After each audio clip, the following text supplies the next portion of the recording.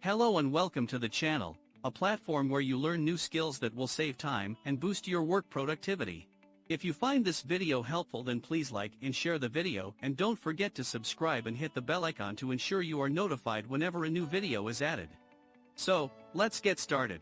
Is NA function in Excel returns true when a cell contains the hashtag NA error and false for any other error type?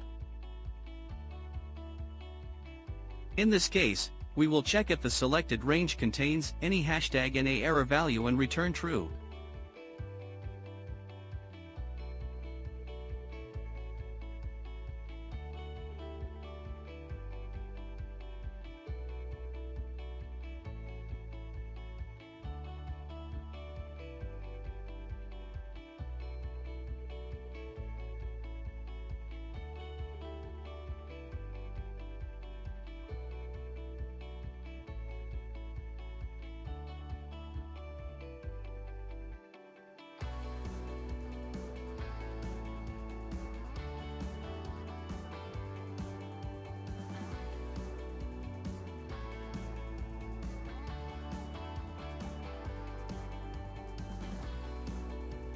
You can notice that formula has returned true for hashtag NA error values.